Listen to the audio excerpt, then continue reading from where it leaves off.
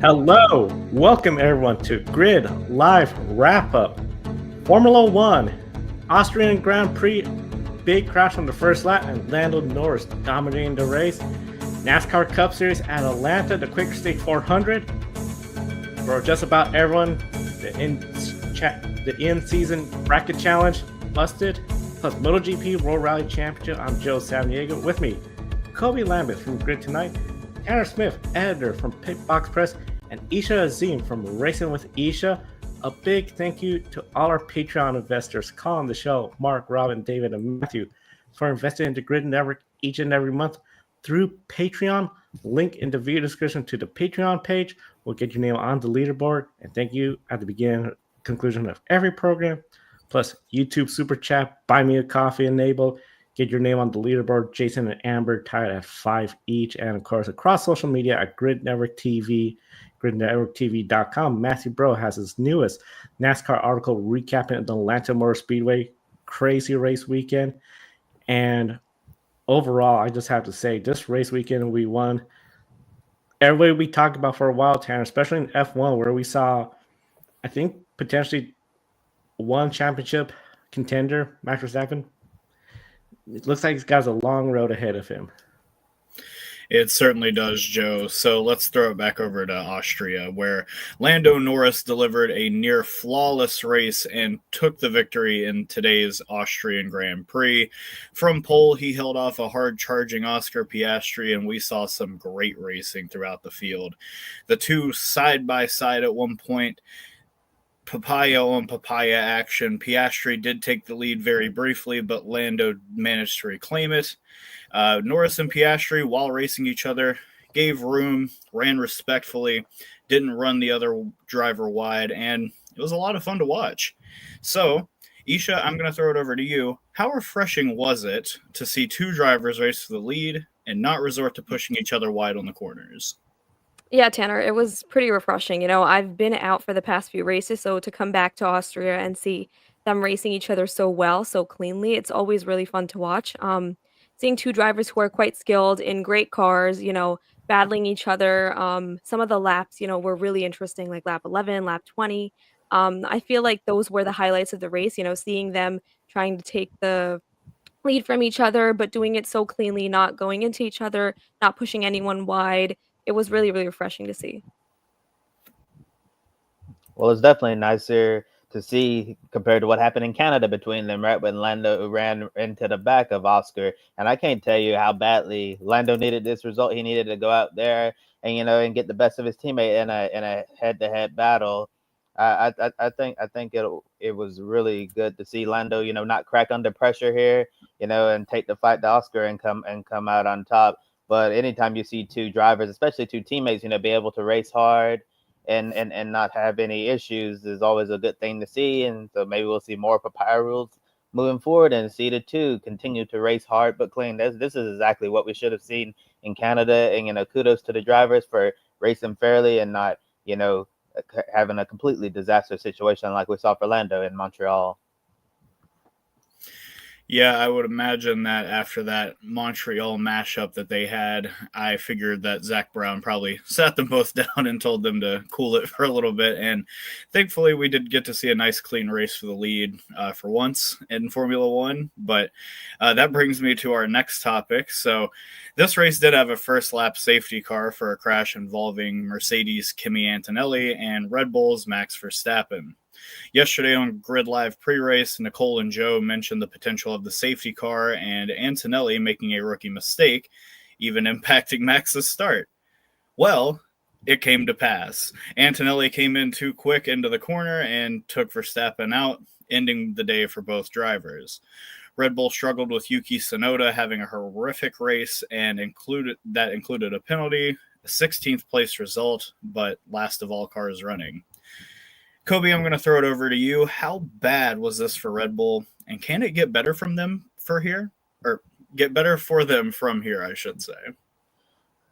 Well, in regards to Max Verstappen, what goes around comes around, right? Yeah, so I know Max avoided the one race ban, which is obviously great for him, but A lot of people have been frustrated with his on-track antics. Yeah, I know some even said they didn't even believe he deserved to be in this race today. And for all of those people who feel that way, I guess you kind of got your wish, because although he was in the race, he didn't get to complete a single lap. So I guess that take cares of himself. And also, if Max Verstappen, if he didn't qualify as poorly as he did by his standards, he wouldn't have been in the position to get clobbered by Kimi Antonelli. Yeah, that was obviously a rookie mistake by Kimi. Getting in too hot, and Max had nowhere to go. He was just a passenger there along for the ride. But when you take out the guy who's carrying the whole team on his back, like Max Verstappen, there's obviously going to be issues, because Yuki Tsunoda, it's just been a really horrible year for him. I looked at the standings. Yuki is just like 17th in the points. He's not even in the top 15. And if you're in a Red Bull car and you're that far down in the points, not even close to getting towards the top 10, that's definitely a major problem within itself. And if you don't have Max Verstappen, Red Bull is going to be in a whole lot of trouble, because it really seems like that, as I've said before, Max is the only driver who can truly drive this car, and nobody else can. It's just a real bad situation for Red Bull. Disastrous Austrian Grand Prix, especially since Austria, is the home of Red Bull, and this is at the Red Bull Ring. So this is the one time out of the year, well, outside of the Dutch Grand Prix for Max Verstappen, that you really want to go out there and show up and show out. And unfortunately, Red Bull did not have a great day. They were Max out of the race, and then Yuki Tsunoda, he was just having issues all race on, besides the car just being slow. So I got in the last stroll and ended up dumping Franco Colapinto and got a 10-second time penalty, I believe, after that. Just a very good, horrible, not so good, and an ugly race for Yuki Tsunoda. And that's basically a good way to describe his Red Bull tenure. And I have a feeling if we had, kept Liam Lawson in the car, he probably would be running exactly where Yuki's been running in this car. Yeah, I completely agree with Kobe, not much to add there. He's covered most of it. But I would say that this was definitely karma for Max Verstappen. As Kobe pointed out, a lot of people did want him to have the race ban, and I guess in a way the universe did give it to him. Overall, a pretty bad day for Red Bull, not just with Max Verstappen, but also with Yuki Tsunoda, who, as Kobe pointed out, has had a pretty bad year. To come back to the question, can it get better for them? I don't know. I feel like the only way it can is, with Max scoring points for the rest of the season, because Yuki is struggling quite a bit. Max, I feel like, is their only hope right now to secure any points for the remainder of the season, but I guess we just have to wait and watch. It's been a tough year for Red Bull. Indeed, it has. And it just seems that since that 2023 season, which was, nothing but success for the Red Bull team, it seems to have all fallen apart since then, even though they did come away with the World Drivers' title last year with Verstappen. Moving over to Ferrari.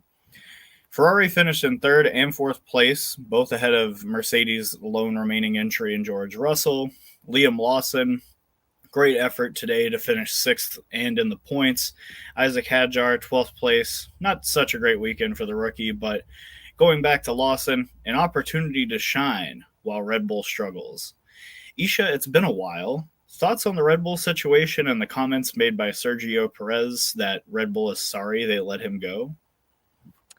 Yeah, well, I was reading about this earlier today, and Sergio Perez thinks that, he doesn't think, because he said that an insider source from Red Bull has told him that they do feel sorry or have some sort of regret over letting him go. And I think that it's more obvious now, given the performance of the second driver for Red Bull.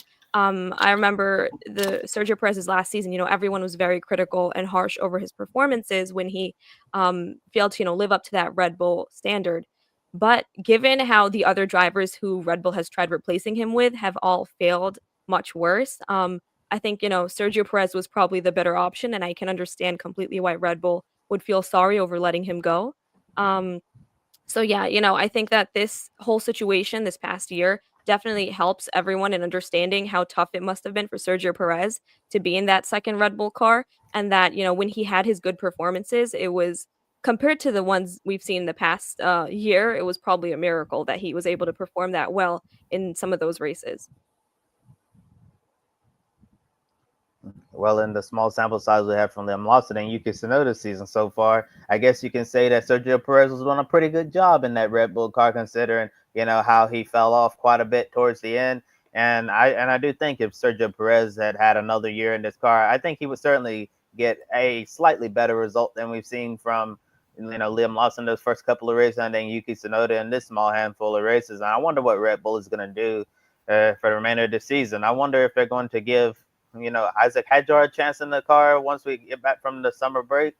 Yeah, because it's been a real disaster situation there. There's no other way to put it. But I would not be surprised, if those comments by Checo were true. That Red Bull is sorry that they let him go because given his experience, I feel that he probably could have gotten a little bit more out of the car than two drivers like Tsunoda and Lawson, who are obviously younger and a little bit inexperienced compared to Checo. But Yuki Tsunoda has several F1 seasons under his belt, so you can't really call him inexperienced. It's just a real difficult situation to be in when you design your car based around a single driver like Max Verstappen. And I think in the future, Red Bull needs to try to make sure that they can design a car where both of their drivers can excel, like the years we had Sebastian Vettel and Mark Webber as teammates. I know Sebastian Vettel was obviously number one during his prime there, but Mark Webber, when Vettel, had an off day, Mark Webber was always there, to take the victory, and get Red Bull good points. If Red Bull get back to those days, I think they'll be perfectly fine. But right now,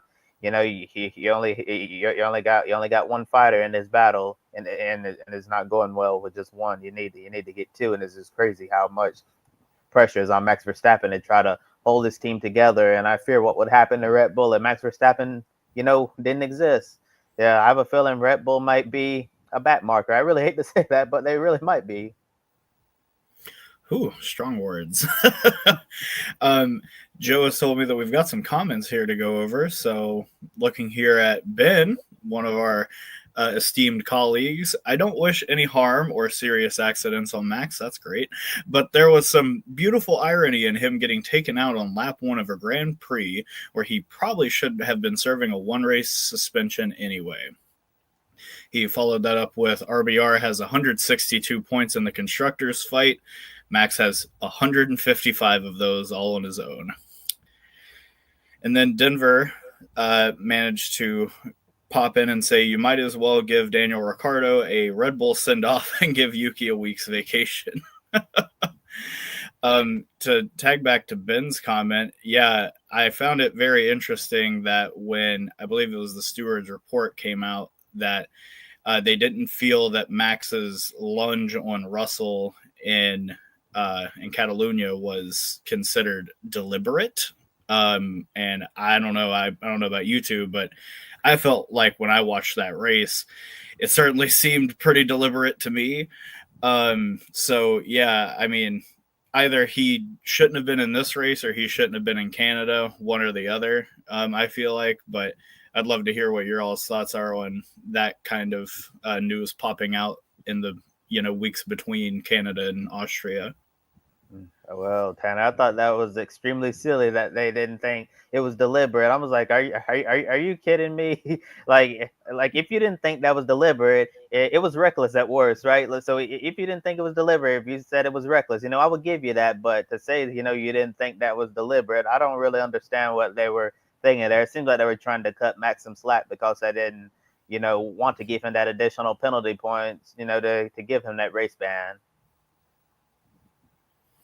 Anything from you on that, Isha? Yeah, no, I just agree with you guys. A lot of the times their decisions do seem like they're contradicting each other. And yeah, this was just another one of those cases. Yeah, no kidding. And yeah, the 155 constructors points being lobbed in by Max Verstappen himself is crazy. Yeah, I mean, honestly, at this point, do we have anything to keep Daniel Ricciardo out of the car at this point? I mean, may as well throw him in there and see if he can do any better. Moving on from that to our last topic here, and a big one at that. Stake F1 kick Sauber, double points today with Bortoletto and Hulkenberg finishing 8th and 9th. Obviously both of them bringing home points puts them now within 2 points of Aston Martin, who are having a tremendously terrible season. And then 1 point ahead of that, you've got Haas. So Kobe, starting with you, can Sauber turn their season around, or is this just a case of the car and the track being a good combination? Well, I think we need to give tremendous credit to Nico Hulkenberg for what he's able to do. Hulkenberg is a seasoned veteran who have run many Formula One Grand Prix races, and he's getting the absolute maximum out of this Sauber car. And I'll be honest with you, Tanner, at the beginning of the season, I didn't think that this car would be capable of doing anything like this. We saw how awful the season was for them last year, and for Nico Hulkenberg to have 3 straight point finishes in a row, that's just an incredible feat for the Sauber team, because 2025, was obviously meant to be a write-off year because they were getting ready for the Audi factory F1 program coming in next season. So we thought they were just gonna not have a great car. They were just gonna just ride around in the back and not really have anything to show for, because they were going all in on the Audi effort. So I think this year's been a pleasant surprise for Sauber to be able to run as well as they're running. Nico Hulkenberg is currently 10th in the standings, which is incredible for him in that car. Yeah, I know some people are questioning his decision to leave Paz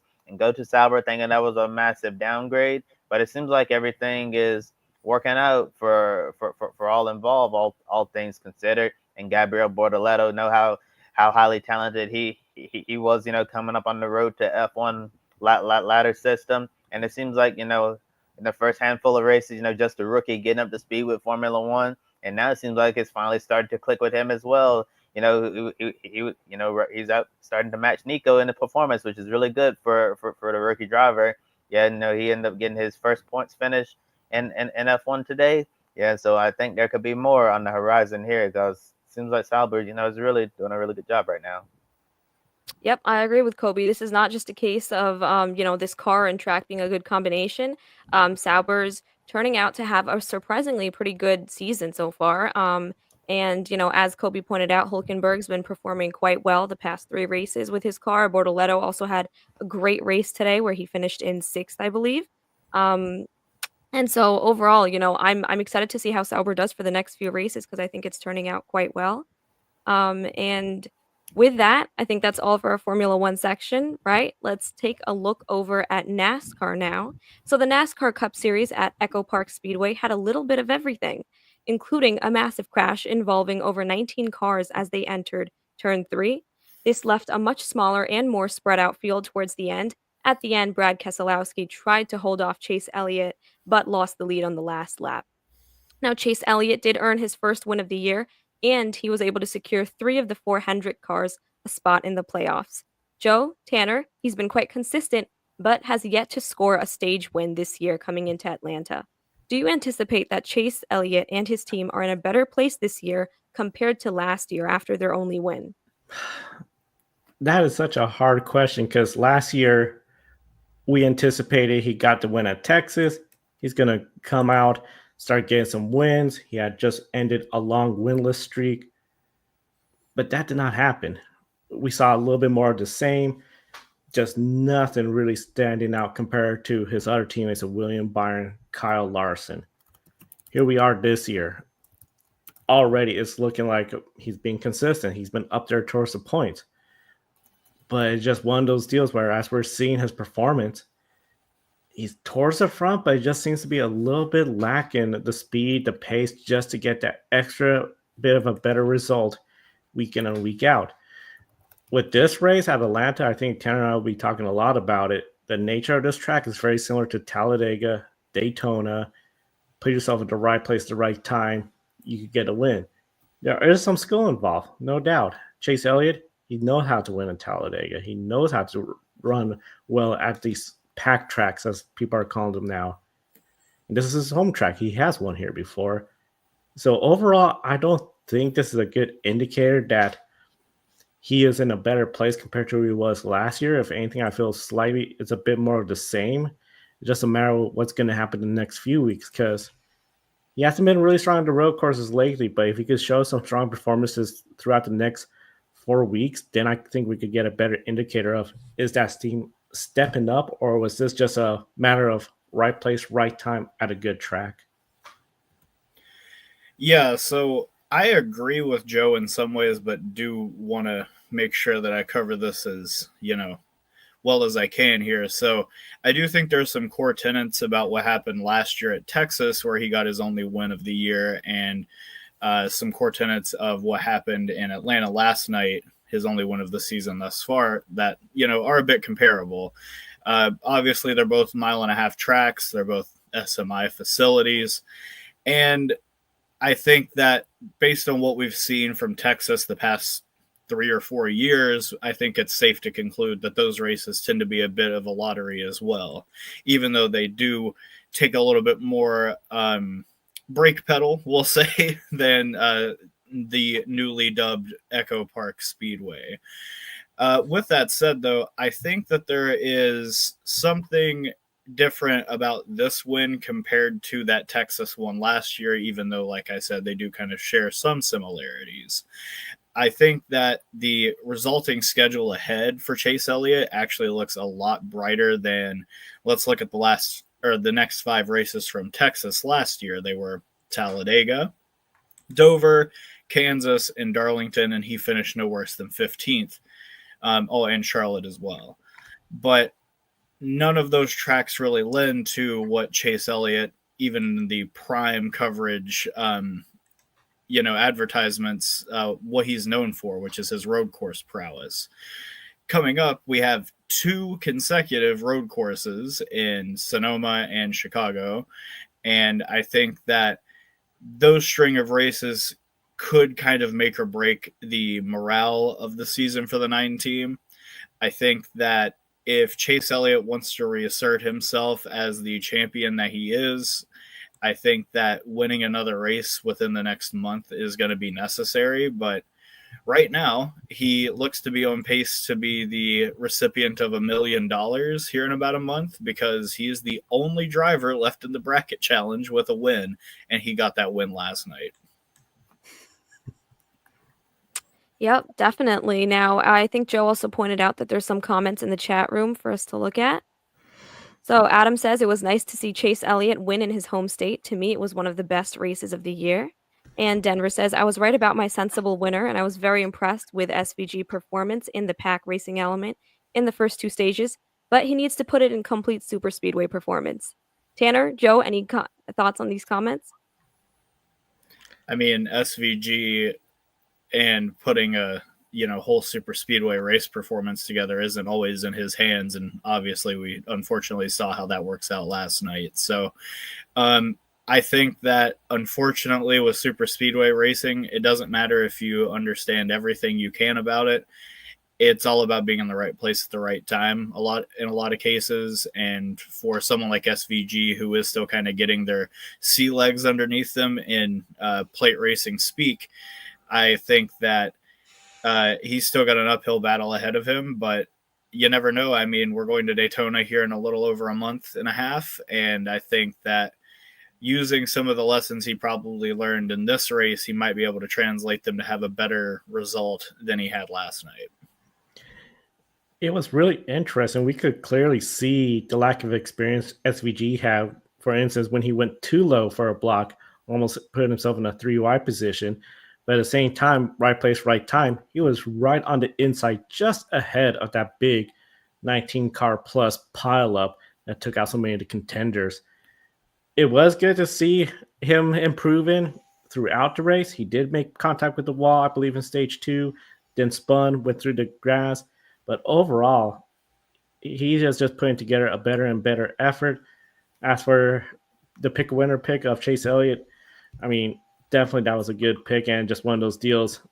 The circumstances really helped out Chase Elliott and could get that $1 million, like you said, Tanner. Yep, definitely. Now, turning towards a few of the crashes that happened during the race, we have the big one that took out about half the field. And 20 minutes before that, we also had a big crash that took out Ryan Blaney and Christopher Bell. We still had the racing that many folks were expecting, with 46 lead changes and aggressive pack racing.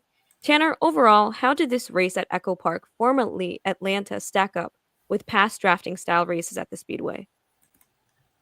I have been wrestling with this question in my head since the checkered flag fell last night. I feel like in a lot of ways that this race was fantastic. I don't think that there are many tracks on the NASCAR calendar or any racing series calendar where you could only have half the field left in the race, and it's impossible to look away because of how daring and exciting the racing is that's still on the track.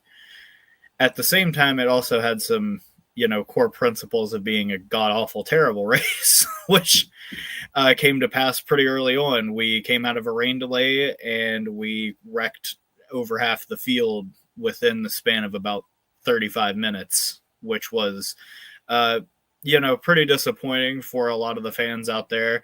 It straight up took the in-season bracket grid and turned it upside down by its feet and shook its lunch money out. So I think that this race kind of showed what I always feared about this track when they renovated it this way.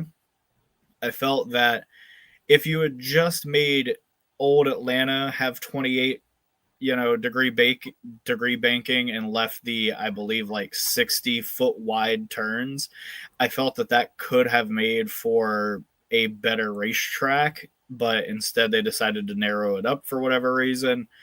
And last night, when you looked at turn 3 after that big one, all you saw were tire stains on every possible square inch of the racing surface because of people just slamming on the brakes and sliding into each other. So while I think that this race had a lot of things that should have made it a negative experience, I think that overall I came away from it thinking it was a good race for what was left of it. And comparing it to other Atlanta races, I still think that it wasn't as good as like the 24 spring race or like the 2023 fall race. But at the same time, I still think it was a very good race, but it does make me a little concerned for what Echo Park Speedway's future could look like as a drafting style track, because if we're going to wad up that many cars on lap 80, I don't think that people are going to want to watch 180 laps with half the field in it and a couple of others tapered around just putting around the racetrack with a damaged car. So good race overall, but as far as like Atlanta standards over the past couple years, it's definitely on the lower end of the list. You brought up the 2023, 2024 races that were just absolutely incredible to watch. A lot of fun. And I think because of those races, and then as this track has progressed in age, we have sort of forgotten, I think, what Denver has mentioned, that we all thought when they first announced, oh, it's going to be like a mini super speedway. We just thought it's going to be a very expensive wrecking yard. It's going to be the big ones like Talladega. And we've been spared from seeing those kind of results often in Atlanta. But we saw it yesterday, and in one of the biggest ways where it just totally upended, as you mentioned, the bracket challenge, which I know we'll talk about later on. The race where you have a much smaller field. That reminded me a lot about what we used to see in the old races in Talladega in the 1990s, where the field gets strung out. You might have a big one, so the big names are gone. Then it's just a much smaller field. Overall, I felt the race had a little bit of everything, and like you, Tanner, I was just sort of torn. Was it a really good race? Was it a not so good race? I think when it comes to the edge of your seat, something that was, okay, what's going to happen the next lap? The next lap, we got lead changes going on, action on track, great. But none of us wants to see a big pile up, especially when it takes out so many cars so early into stage 2. None of us wants to see the kind of racing where it just becomes a little bit more of a comical overtime after overtime after overtime. I think at the end of the day, we're going to remember this race as it was a good race overall. It's probably not going to be as greatly remembered as the two races you mentioned, that fall of 2023, spring 2024.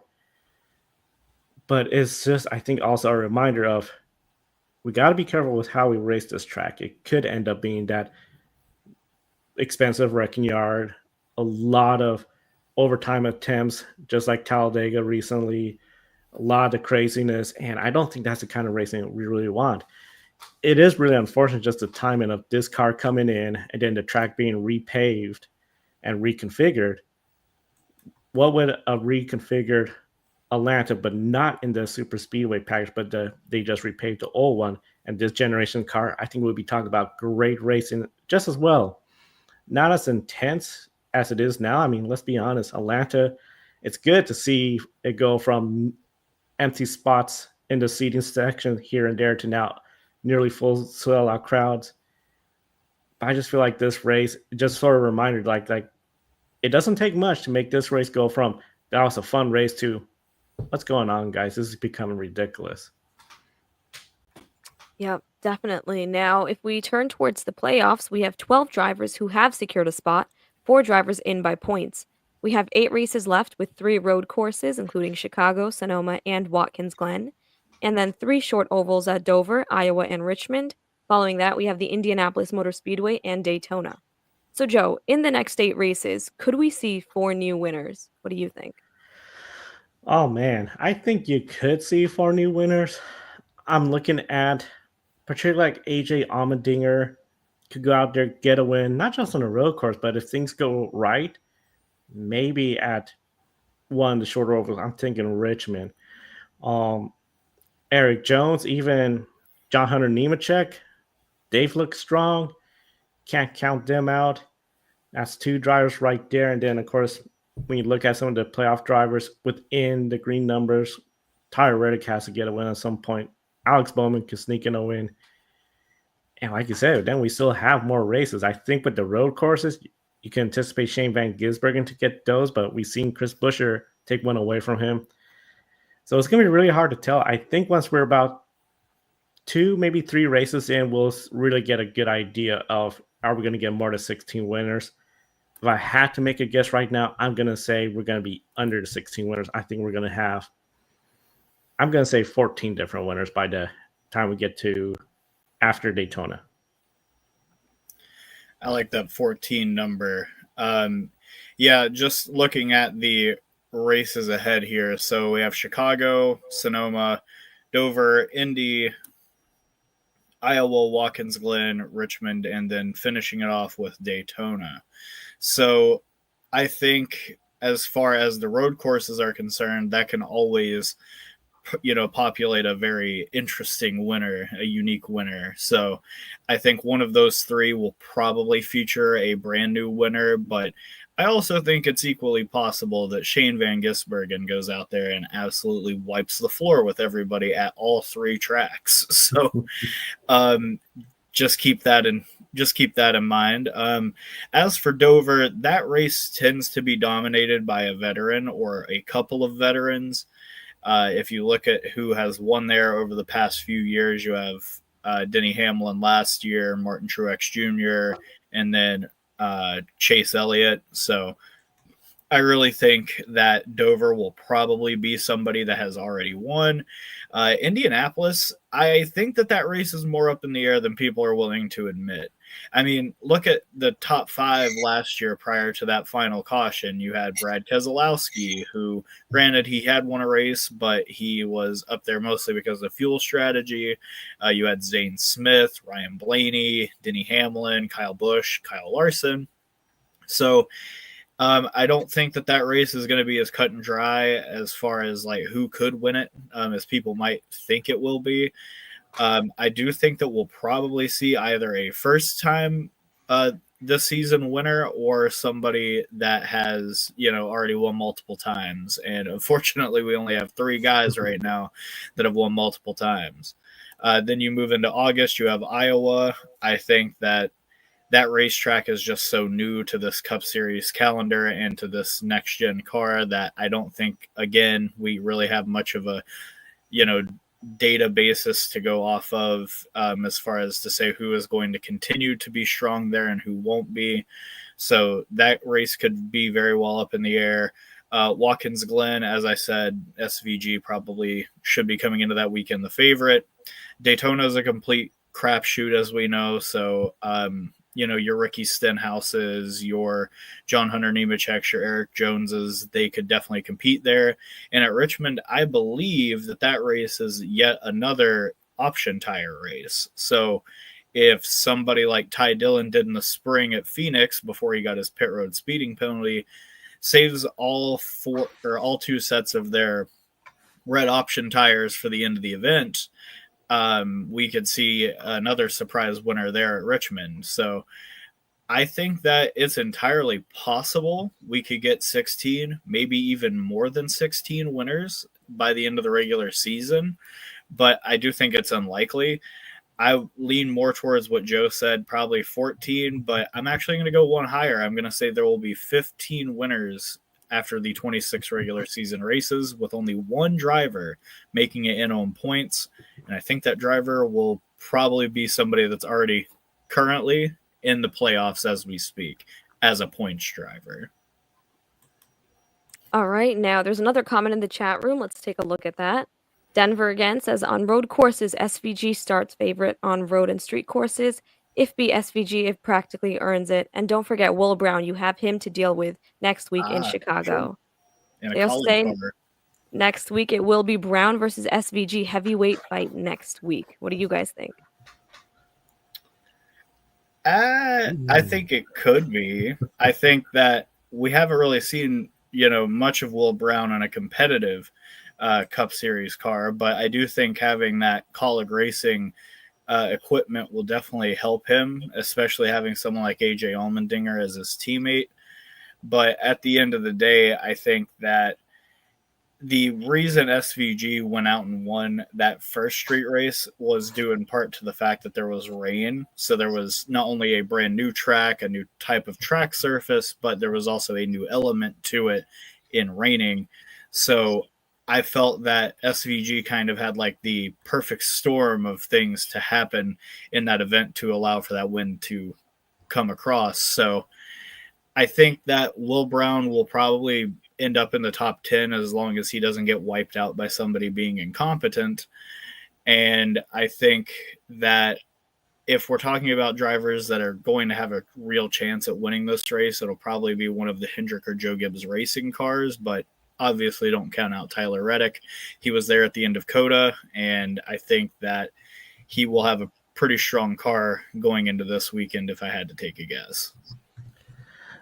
I'm leaning towards SVG as well. I think with Will Brown, the combination where with SVG, everyone was brand new to the track as well as the rain, as you mentioned, Tanner, and just the circumstances, he got it done.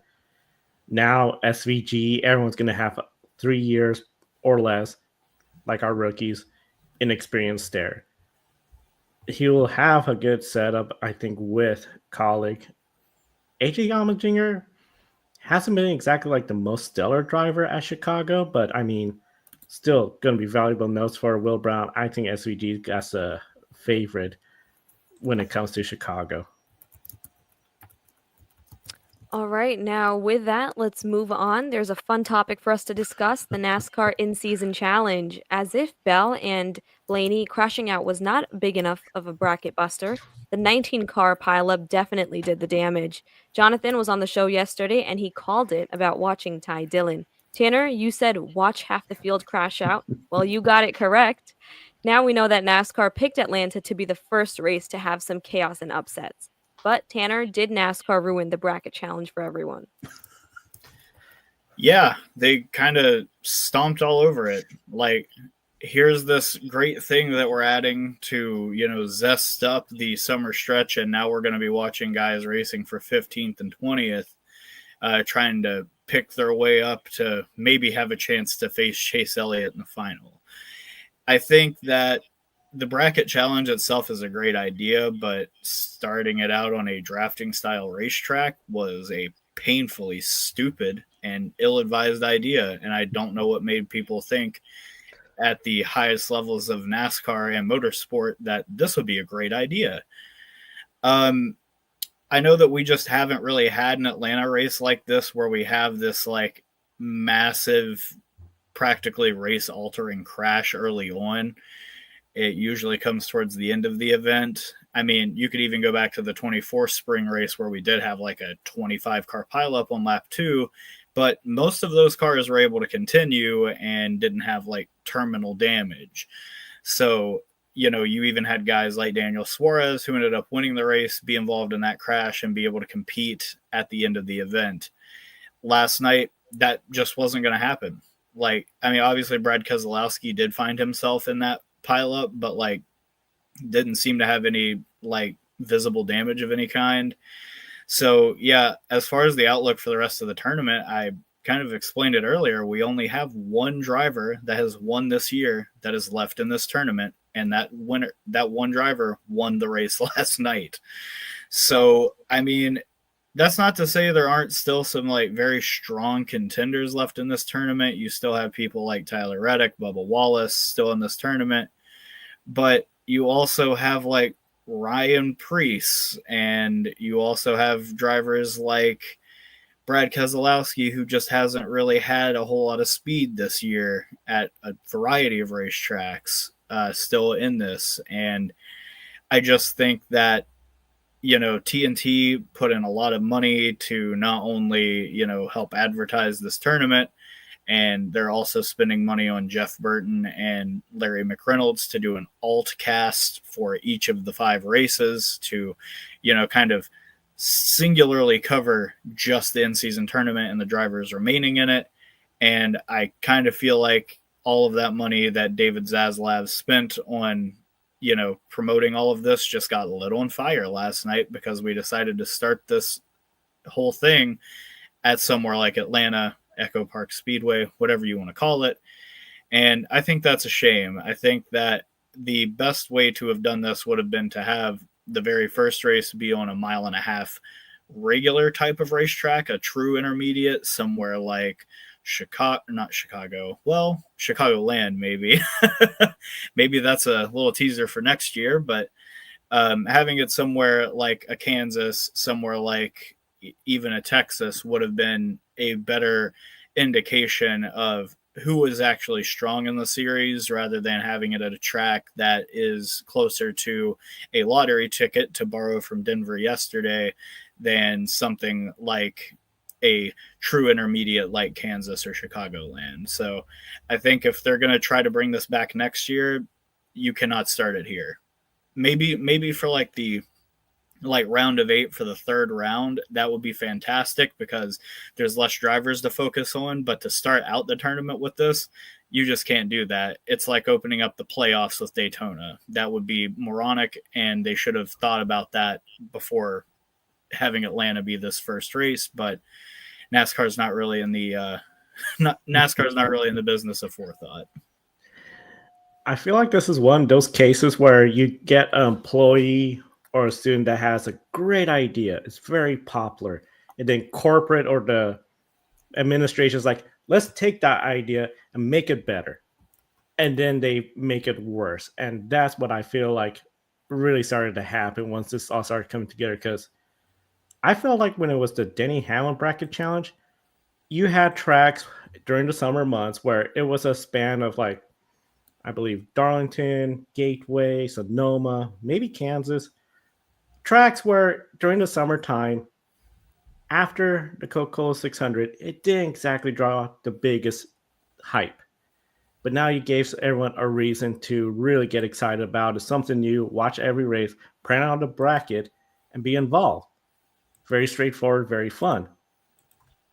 I get what NASCAR was thinking. We'll make it start off with a very intense race at Echo Park Speedway, Atlanta Motor Speedway.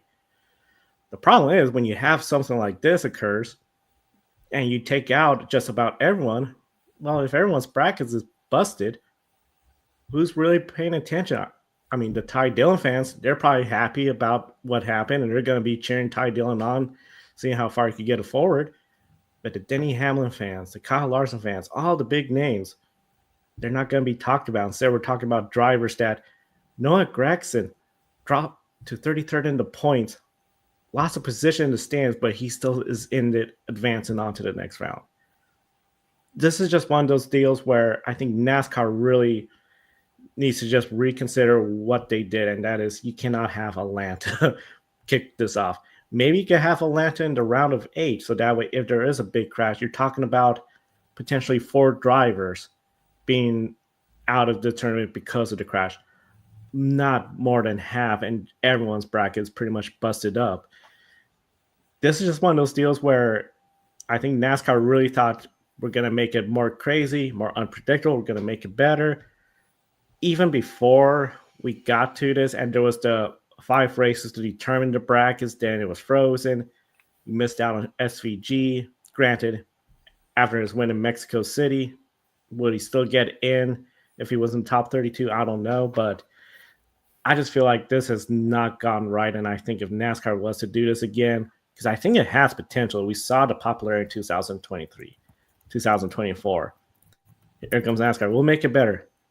Make it simple. The top 32 in points after one race. The next race, that's your seeding. 5 tracks. If you want to put Atlanta in there, make it the round of 8. That way you're not going to just ruin so many brackets in the first round. I just feel like they really just overcooked this idea. And at the end, the result is not a whole lot of people are going to be excited about this bracket much unless your driver, particularly Chase Elliott fans, who, of course, they would have picked Chase Elliott. He could go out there and get this. That would be the saving grace, I think, if he was to do this, because I don't think Ty Dillon winning this is going to be the most exciting way to end the bracket challenge. Yep. Thank you, Joe and Tanner. Now that's all for our NASCAR section. Let's bring Kobe back in to talk more about MotoGP. Thank you. So in MotoGP over at the Dutch TT, Marc Marquez swept the weekend again, and Marquez has won 9 of 10 sprint races and 6 of 10 Grand Prix races. The next round in Germany is on the 13th of July, and that's the halfway point of the season. He leads his brother Alex Marquez, who's second in the points by 68. But with 37 points available each weekend, the fight is still far from over. And we also have a quick update on Alex Marquez after crashing out during the Grand Prix. He suffered a fractured hand and he's set to undergo surgery back in Madrid ASAP. And saw one report, motorsport.com, saying they believe it could happen before the end of this day is over. He could be in surgery to try to fix that hand, so he's hopefully ready to go after like a couple of weeks off and be ready to go in Germany. However, it looks like Marc Marquez is on track for another championship with his relative and closest competitor suffering a setback. So big development there in MotoGP, Joe. Alex Marquez breaking his hand and going in surgery. For all we know, he could be in surgery right now. Yeah, tough break for Alex Marquez over in World Rally Championship. A big positive break for Tonic, claiming his first win of the year and first for Hyundai this year. Toyota has been dominating World Rally Championship. Ott managed to stay ahead of Sebastian Ogier, who came home second place, and of course Ogier maintaining a perfect podium finish rate of 5 podium finishes in the 5 starts. World Rally Championship is now halfway through their 2025 season, with the next race Rally Estonia, so 14 rounds in their season. Estonia is the home country of Oitonic, looking to make 2 consecutive wins and try to bring home another win for the Hyundai team. And of course, that's all part of the grid ranking. That's right, Joe. Looking at week 13 of the grid ranking, we saw no change in the top 2 spots. But Marc Marquez moves up to 3rd around Brock Feeney. Alfyn Evans moves up around Kyle Kirkwood. Lando Norris is back in the top 10 after a big win today. Ogier finished 2nd and remains in the grid ranking. Outside the top 10, Tanik moved to 11th place and Christopher Bell dropped down to 12th. Max Verstappen slid down to 19th after his first lap crash at Austria. Ryan Blaney is down to 24th place after another crash and a DNF finish this year. Now that takes us to our one shining moment with Tanner. All right, it's time for our one shining moment, the one gleaming hope that we had from this weekend across all of motorsports. And Kobe, we're going to start with you. Who is your grid one shining moment this week? I got to give my shining moment to Connor Zillage for an 11th place finish last night at Atlanta. As a Xfinity Series regular in the Cup Series, getting a small handful of starts this year to get experience in the next gen car. Thought he did exactly what he needed to do last night. And I know he was involved in that really big crash, that involved 19 cars. But besides that, had a relatively clean race, and he was just getting experience in the draft with the Cup cars, since they drive so much differently than the Xfinity cars. I saw him working with his teammates early in the race, and then before SVG, went out of contention there. He was drafting really well with him, and O'Connor was frustrated on the radio, saying like, yeah, I get these guys don't really trust me yet. He was talking about how on these super speedway style races, Yeah, when you're a rookie or inexperienced driver, the veterans tend to hang you out, and that was happening to Zilish. He'd get close towards the front, then the vets would hang him out since he is a rookie. Yeah, so he's kind of earning his respect out there. So I thought he did a really good job, on Friday night, to run all the laps in the Xfinity race, run strong there, and then in the Cup race, just complete all the laps and continue to learn. Thought it was a real solid outing from Connor Zilish.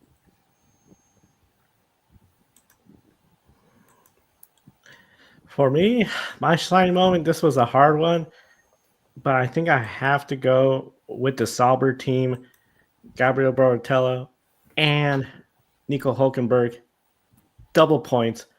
This team, last year, they were just, anytime they were going pit road, you just knew they were going to be a slow pit stop, not doing anything. We've heard all the stories about the issues with Audi coming in. That is not looking really smooth. This could all have just piled up into just be a loss of morale and a lousy race weekend. Instead, that rookie getting into Q3, what an effort by him and the team to get that accomplishment, and then to finish out there, run a strong race, and for Nico Hulkenberg to come out from 17th on the grid all the way up towards the top. I mean, what an effort to get up there to the top 10. What an effort by that team. A good moment to celebrate. It's still a very long season for them, but I think they have to be happy about what they accomplished at Austrian. Yeah, that's a really good one. I'm gonna go with Formula One as well today. Seeing the McLarens racing each other, that was a lot of fun. Seeing them racing cleanly, so close in certain laps, yet not pushing each other off track. None of that, I guess, negative tension that we've seen in the past few races. That was definitely my one shining moment. It reminded me again of why I enjoy watching the races. When the drivers are all racing each other clean and it's getting so close. But yeah, definitely, that's the one I enjoyed. Yeah, I think we're all collectively tired of talking about who was ahead at the apex. I completely agree. So, as for my one shining moment, I'm going back to NASCAR with Eric Jones. Eric Jones was involved in that big pileup close to around lap 80, and it looked like, he was probably going to be among the graveyard of cars that got dragged back to the hauler, and thankfully his Legacy Motor Club team was able to fix that vehicle up and get it back out on the racetrack, and it still maintained much of its speed. But Jones ended up in two more incidents throughout the race, both coming in stage 3, or I should say, I believe the end of stage 2, he got into it with Ricky Stenhouse. Stenhouse pushed up the racetrack and put both cars in the wall. And in the final stage, Jones just lost it all on his own coming out of turn 4 and had to go to the back and climb his way all the way back to 5th by the end of the event. So I felt that it showed a lot of grit and determination out of that 43 team that I feel like since they made the move to Toyota last year, that clearly didn't produce many positive returns last season.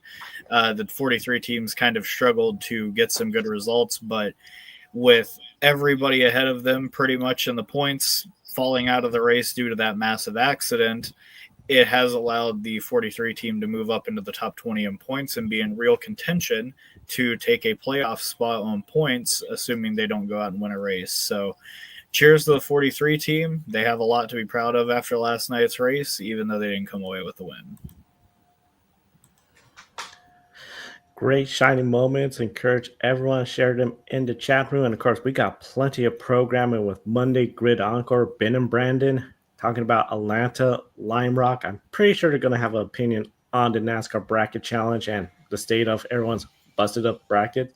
Wednesday Grid tonight, Kobe, Josh, and Matt will be on the air, plus the EPI Week 14 will be updated and released. Then we got our NASCAR pre-race show for the next race weekend. Very excited. Chicago. And then, of course, encourage everyone to subscribe, hit the bell icon so you don't miss any of our programs, including Grid Tonight, Women in Motorsports, and our pre-race shows, plus Encore tomorrow. Brandon, Ben, another Motor Monday with them. GridNetworkTV.com for Matthew Bros' article about Atlanta, and of course across social media And a big thank you to our investors calling the show, Mark, Rob, and David and Max, for investing in the Grid Network each and every week. And thank you all for tuning in to today's program. For Isha, Tanner, Kobe, I'm Joe. Thank you for watching today's program. We'll see you next time.